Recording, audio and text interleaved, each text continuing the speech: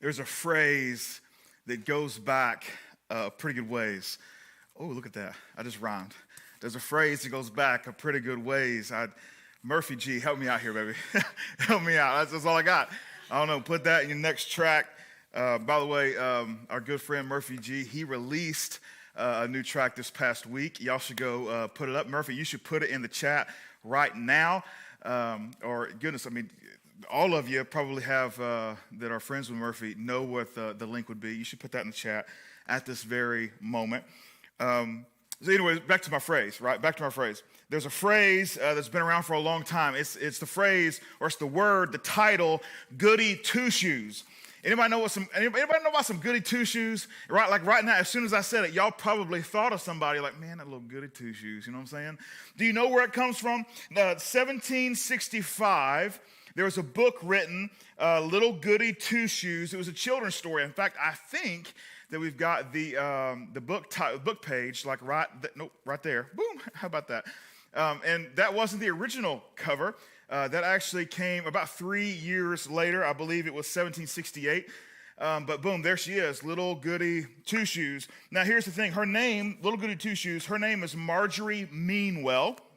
She was an orphan, little girl, and she only had one shoe. But she was a really good girl. She did good things. And eventually, this guy came along, and this very wealthy individual, and said, man, obviously I need to do something about this. And so he gave her a pair of shoes. And she went around telling everybody, hey, I have two shoes. That's where it started, right? That's what popularized the phrase, the goody two shoes. So at first, when that phrase started, it wasn't a bad thing, you know. Like it didn't have negative connotations with it at all. It actually had positive connotations with it. As early as the 1550s, the word goody wasn't used like as a goody or anything like that. It was a polite form or a way to address a poor married woman. It was a shortening of the phrase the good wife, right? That might be familiar to you. Early 1800s, though, the sense of goody began to change. By the 1870s, the phrase goody had been introduced in a negative light, someone who's characterized by inept manifestation of good or pious sentiments, right? That this negative implication started with the term goody. Still, goody two-shoes was its own thing. Goody started to have some negative implications. By the 1930s, the two kind of became one in terms of what they mean socially. Goody or goody two-shoes, either way, has this negative way about it. I guess that brings us to our question today. Can doing good become a problem? Honestly, can doing good become a problem? Because last week, as we are walking through this series, Glory Days, today is the finale. We wrap up the series today. These lessons that we should have learned in kindergarten. Last week, we talked about the idea of sharing, and there's a huge difference in sharing and taking turns. And that at the end of the day, what taking turns is, hey, it's my turn to do something, you don't have to do anything, or you don't get to do anything right now. But sharing is we're equally involved in the process at the same time. And that biblically, we said, hey, Jesus has this mandate for us to share one another's burdens, not just simply take turns.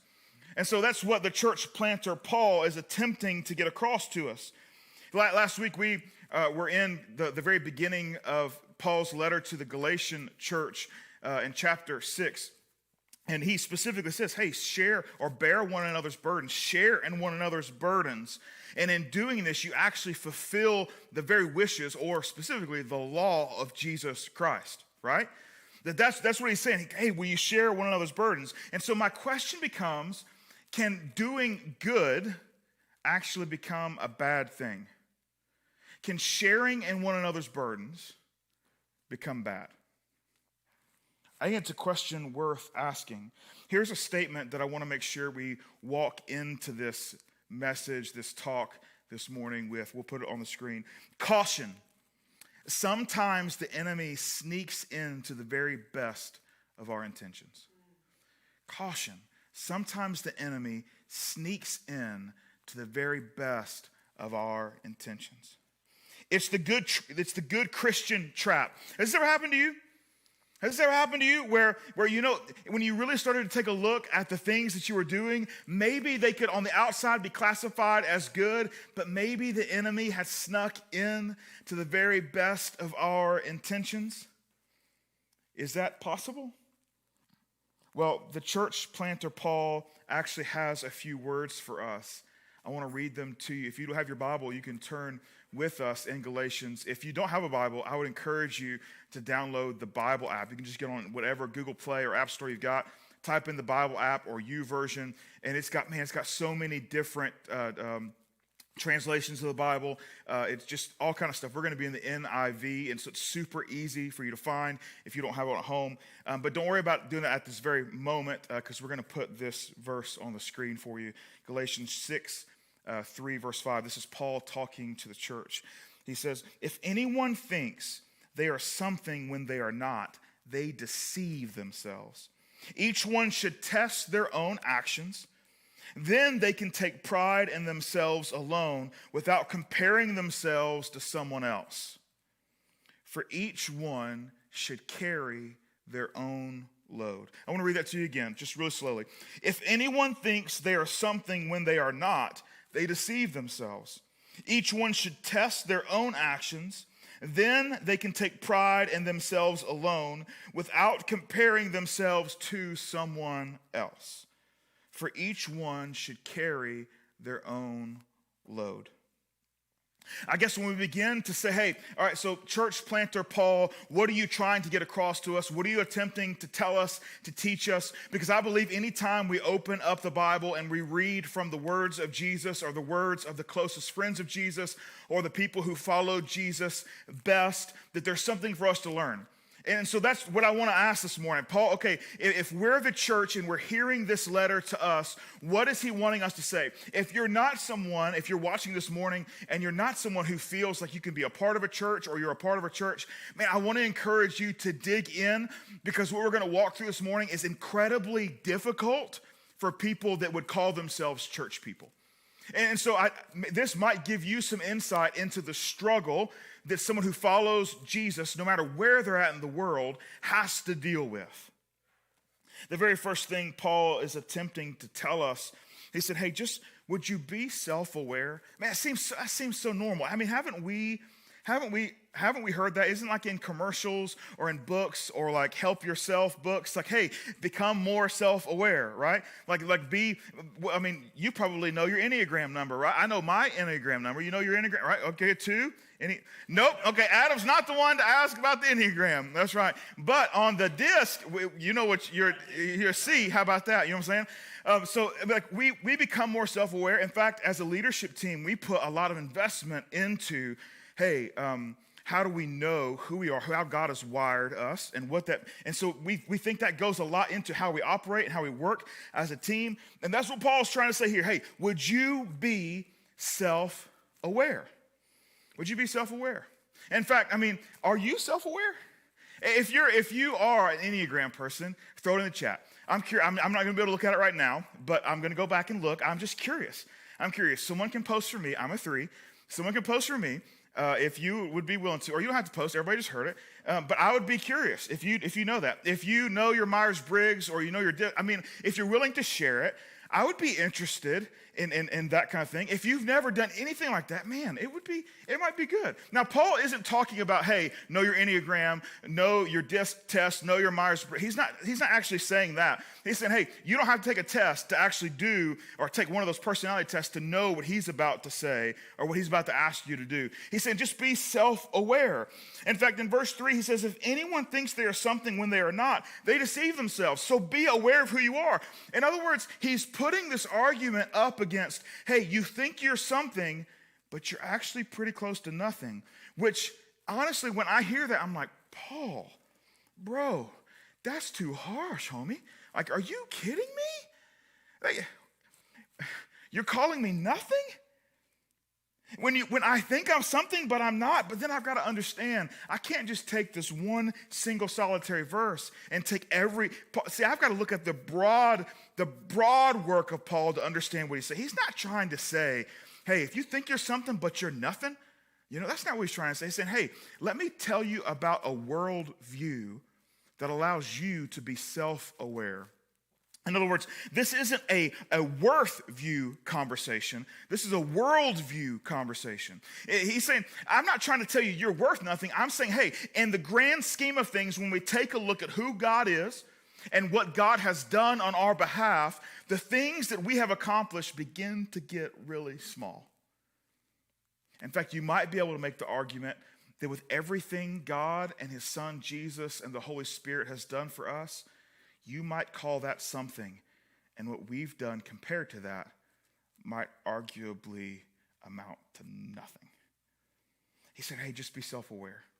And he's talking specifically to people who are following Jesus.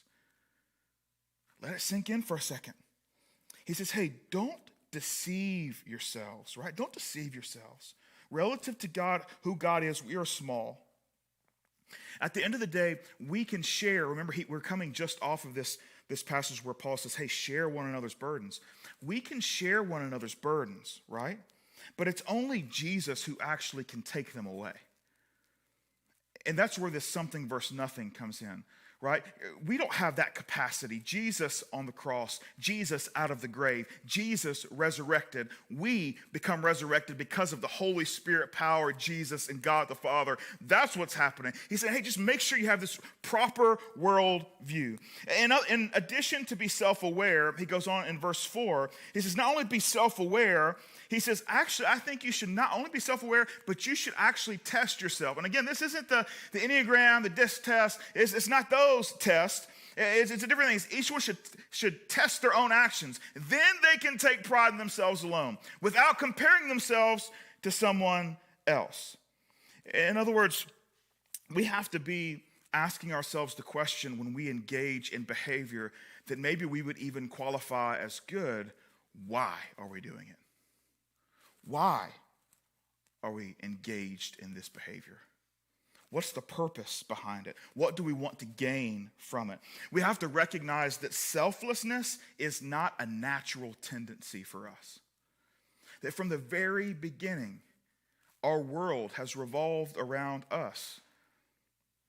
As we were birthed into the world, if we screamed loud enough, someone would give us what we wanted. And so asking the question, why are we doing what we're doing?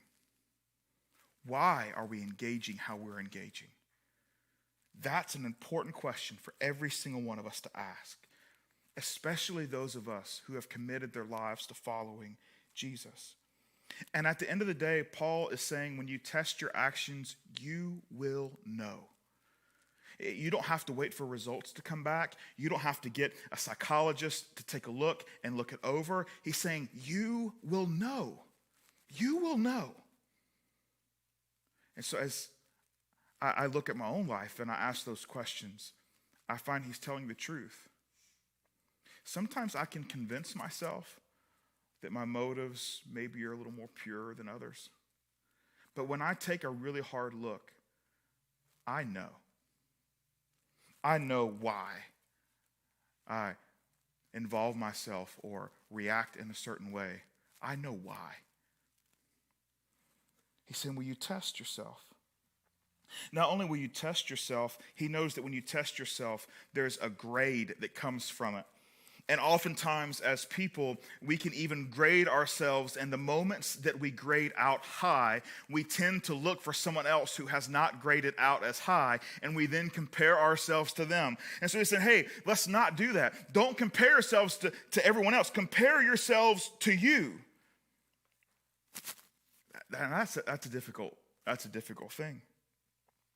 I guess the good question for us to ask this morning, the application behind this is, how do we test ourselves?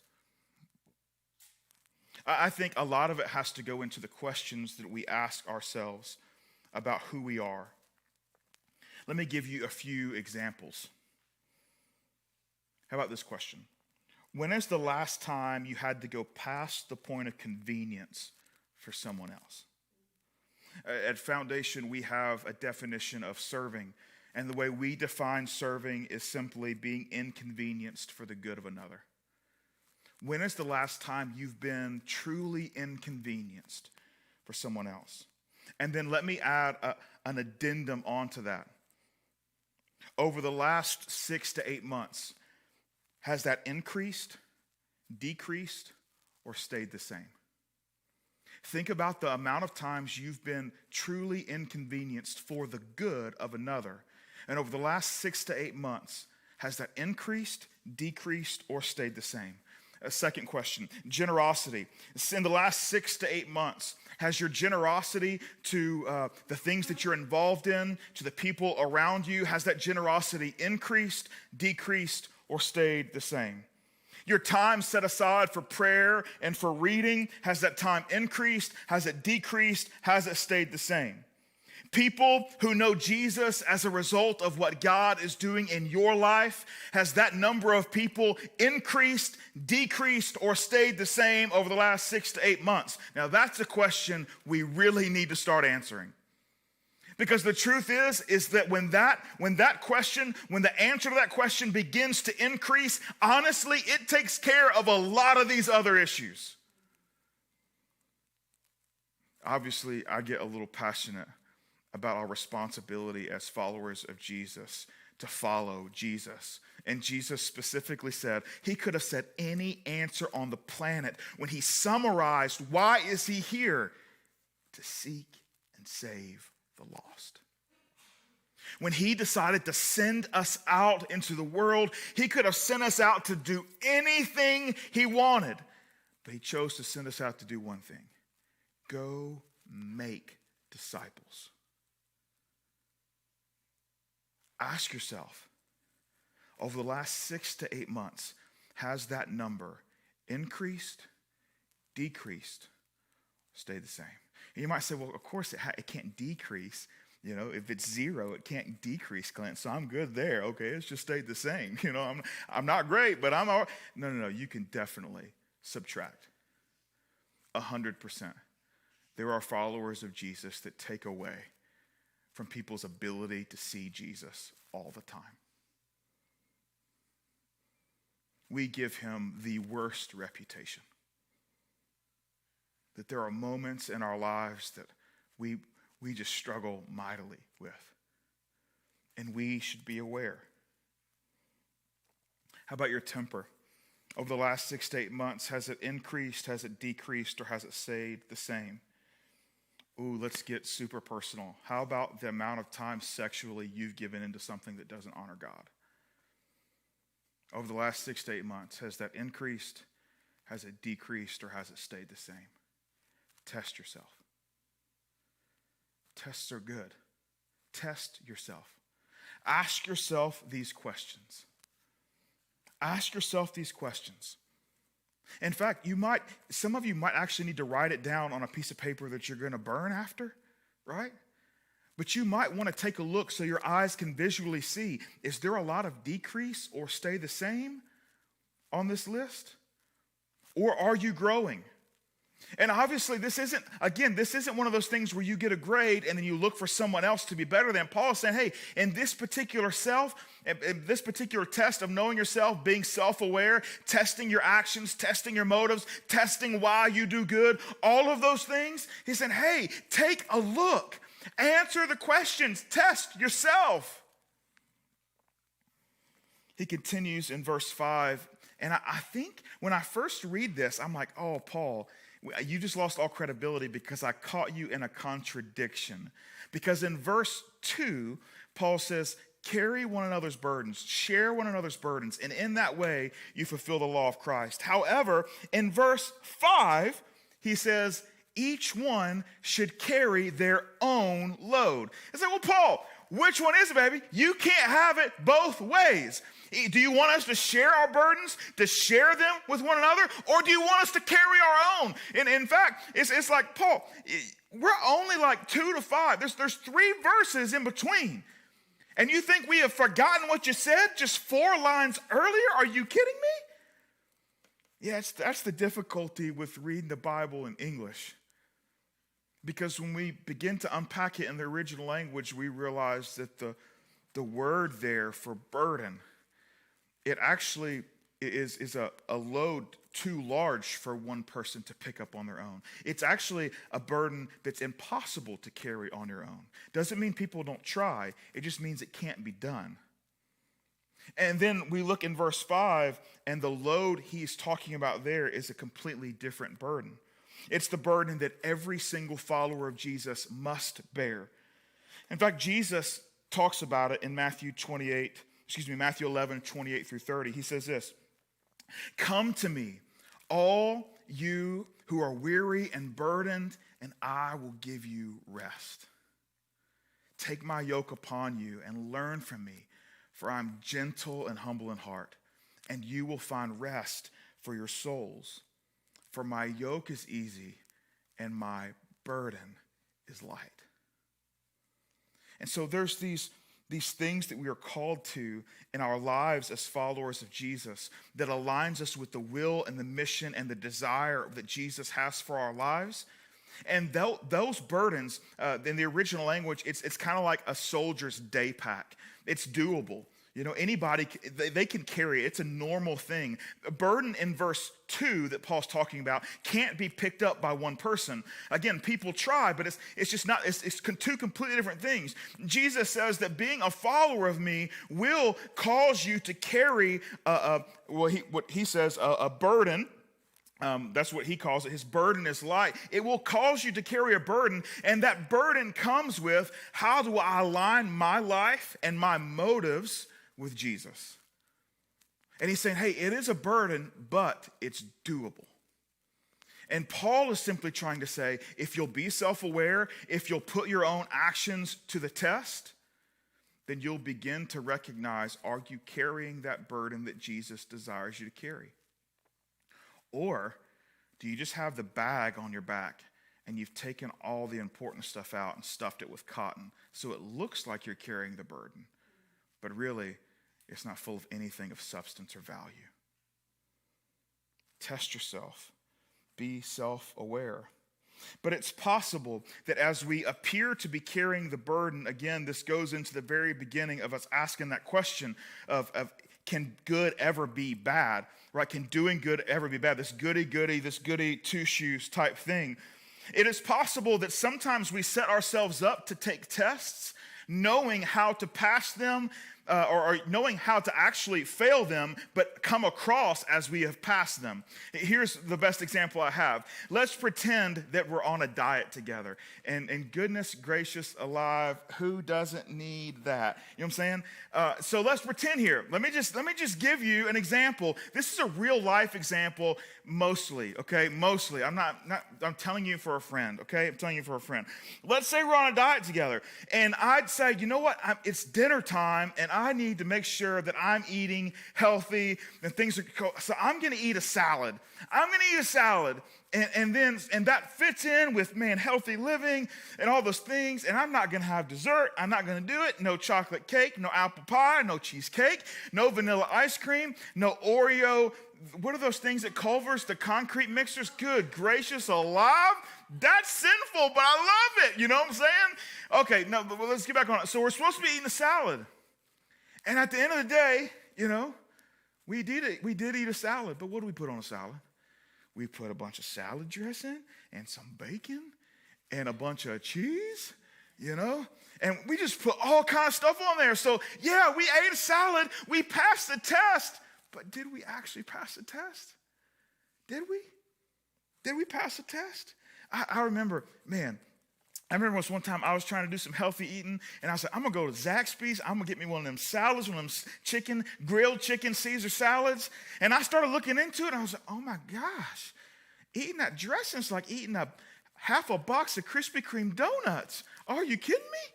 Like, good gracious. We fool ourselves. Yeah, check, I ate the salad, but at the end of the day, I actually didn't do what I was supposed to be doing. We can make it look like we passed the test is what I'm trying to say. But in reality, we know we didn't. In reality, we know we're failing in this area. Paul has a warning for this in chapter 6, verse 7. We'll put it up on screen. Do not be deceived, Paul says. Do not be deceived. God cannot be mocked. A man reaps what he sows. Whoever sows to please their flesh, from the flesh will reap destruction. Whoever sows to please the Spirit, from the Spirit will reap eternal life. Let us not become weary in doing good, for at the proper time we will reap a harvest if we do not give up. Therefore, as we have opportunity, let us do good to all people, especially those who belong to the family of believers. Paul is saying, hey, here's the deal. We need to test ourselves. We need to be self-aware, but we need to take a legit test because we know when we are right or we are wrong. Even if it appears to everyone else like we have passed the test, we know in our hearts what the motive is and why we are doing these things. And man, that's important. And we can't salad this bad boy with the dressing and bacon bits and all the cheese. We can't do that. Take a real test because we know. And then he gives a warning. He said, hey, take all that self-awareness and that testing, take all that, but here's your warning. Here's your warning. God cannot be mocked. God can't be mocked. In other words, not only do you know what's in the burden bag, whether you took all the substance out and just replaced it with something soft and fluffy that's of no consequence. Not only do you know, God knows. While the rest of the world might look on and say, man, you're carrying that burden good. God knows that it's just an empty burden bag filled with a bunch of socks to make it look like it's full, but it's not. He's saying God can't be deceived. Ain't nobody that sneaky. Here's the thing, and I think this is huge because we're really getting to the meat of what we're going to talk about this morning, is God plays the long game with us. And he recognizes that the fruit tells the truth. Jason talked about it a few weeks ago, that there's a fruit that comes from being in line and in step and walking with the Spirit. And that fruit isn't something that instantly appears. It takes time for it to show itself. That's why we're using the metaphor, right? Fruit you don't just put a seed in the ground and then fruit comes up the same day. It takes some time to nurture and water and all those things. It takes time. And so if you plant seeds in your life from selfish ambition, they don't magically change in the ground. You don't put selfish ambition in the ground and then it spring up selflessness. That's not what happens. What you put in the ground is going to show itself. It doesn't magically change. No, if you want to change what's going to come out of the ground, you've got to rip up what was in the ground, get rid of it, and replant something else. That's the way this works. It might not be how we want it to work, but that is how this works. When we talk about people change, when we talk about hearts changing, it's not the same day movement type of change. That's not the way God designed us. And so we've got to invest and stay with it. And God is playing the long game with us. He's in it for the long haul. And he wants you to begin to test what you've put in the ground. He wants you to be aware of the seeds you have already planted. And what he wants you to do is when you know, and you know those seeds are no good, tear them up. Rip them out. Replace them. Replace them.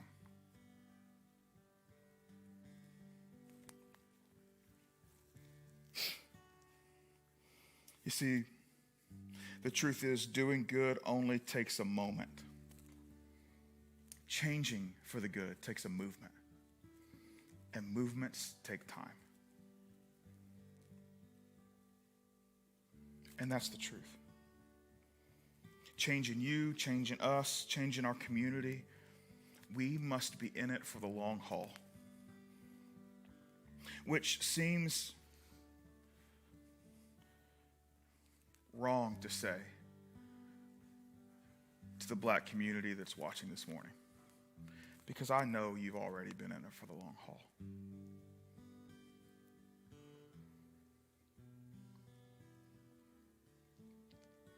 And I'm extremely sorry that maybe I'm a latecomer.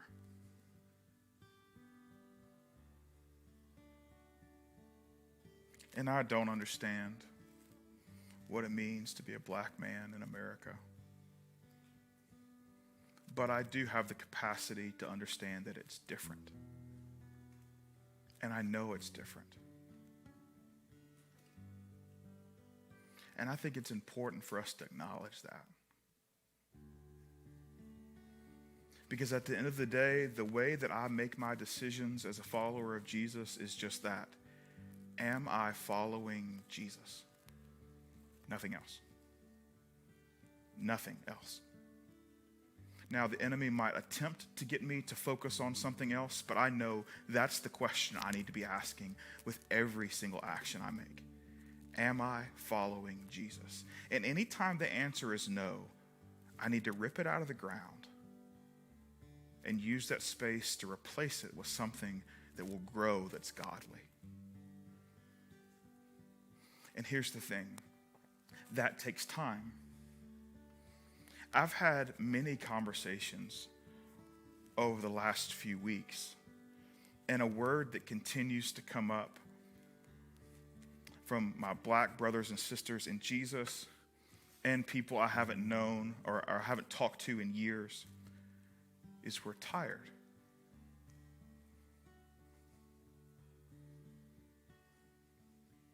Unfortunately, the type of change we really need is going to take a lot more time. Which means we've got to go back to verse 2, burden bearing. Of course you're tired. Because there's many people like me that have just sat there and watched you try to pick up your burden on your own. I'm sorry about that. Now, over the last 3 years, this has been something that Foundation has been passionate about. When we heard that the white supremacist group was coming to Newnan, we knew we had to do something. I can't tell you how many of my black friends, when I asked them, hey, give me insight, the one response 3 years ago was, we don't know what you should do or how you could help. But we do know if you're just completely silent about it, that's more hurtful than it is helping. And so 3 years ago, we started hopefully opening our eyes to the reality of some of the harshness in our community. And we knew we had to do something about it. And that has continued. I'll never forget when we first got to Newnan, I was meeting with one of the leaders in the black community, and I asked this question. I said, hey, obviously I see pain and I see separation.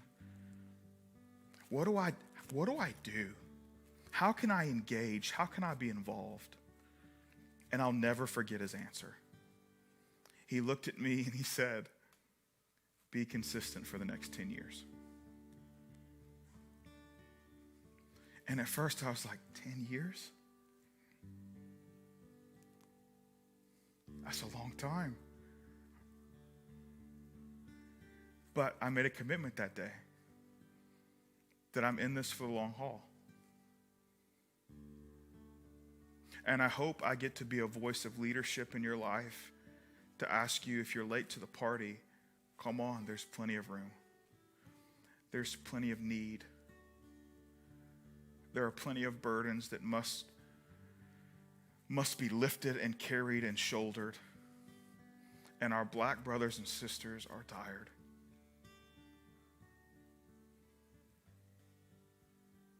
We have a long way to go. And I think that's the important thing for me to remember is I don't have much to offer in terms of understanding. The one thing I do understand is what it looks like to have and help someone make a change of heart and a change in their life. And that is what is needed in our community. And I've gotten to talk with people that would certainly qualify as ardent racists that are now followers of Jesus and have ripped that out of the ground and made changes. But it just takes time. And that's time I'm willing to commit with. I hope that you're willing to commit to it. There's a few practical things I think are really important that we need to address. Some of that is going to be the way we interact on social media. I've seen a lot of very flippant comments, very harsh words, using things like they and we don't want them. That's the kind of stuff we want to rip out of the ground and replace with something else. And we can do that. I would encourage you, if you are part of the Foundation family, there's going to be another gathering at 4 o'clock. I was thankful to be a part of the protest last night in the square. It gave me an opportunity to go and just listen. Did I agree with every single thing every person said? No.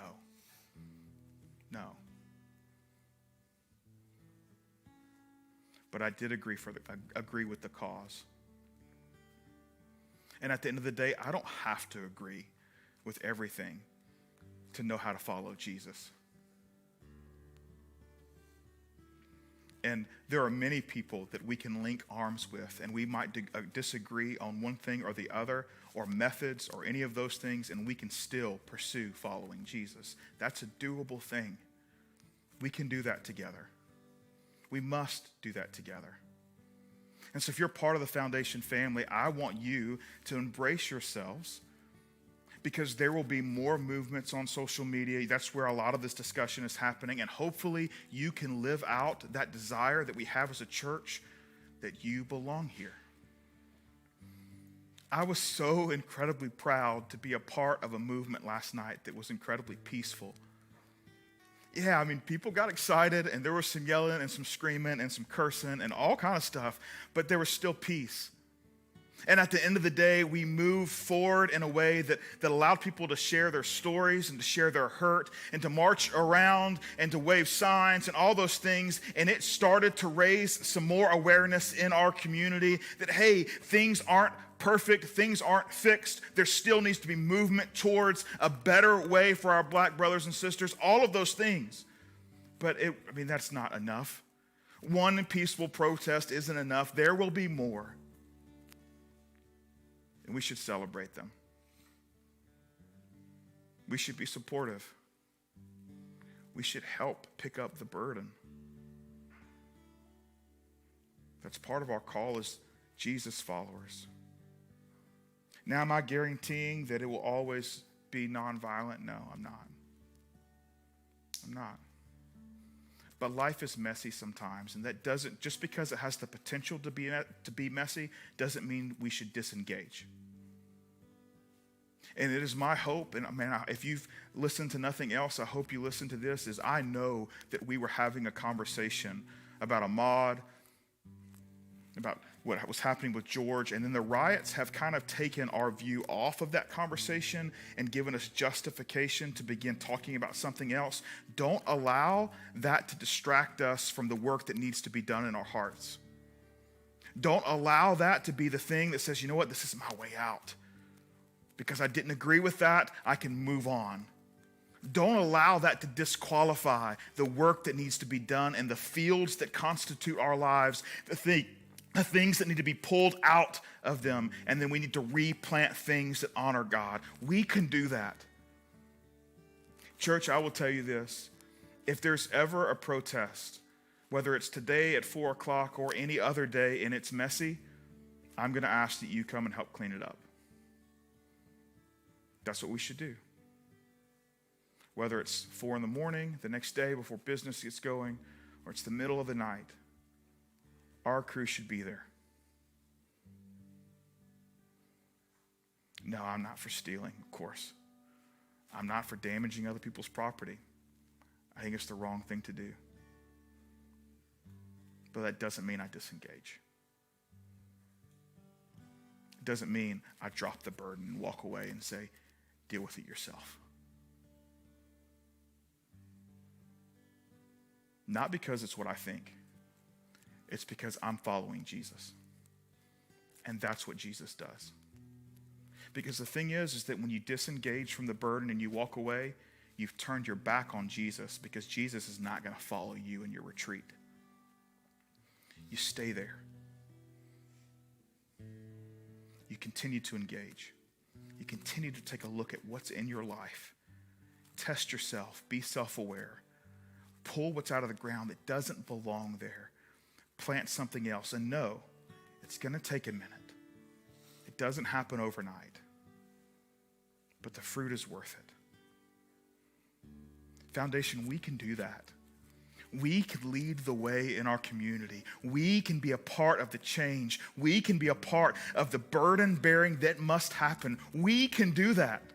How do I know we can do that? Because Jesus is already doing it, and he's invited us to follow him. And he wouldn't dare ask us to follow him to a place we could not go. So we can. And we must. I am so thankful to be a part of a community that would just cut through all the extra to get to the basics of what does it mean to put Jesus first and to follow him. We can do this. Tests are good. Put yourself to the test. Let's make it happen. I want to give you a second to process this. And so we're going to sing a song. And as soon as that song ends, I'm going to show you something that's pretty special. I'm going to turn it over to Lindsay. Give you a few moments just to reflect.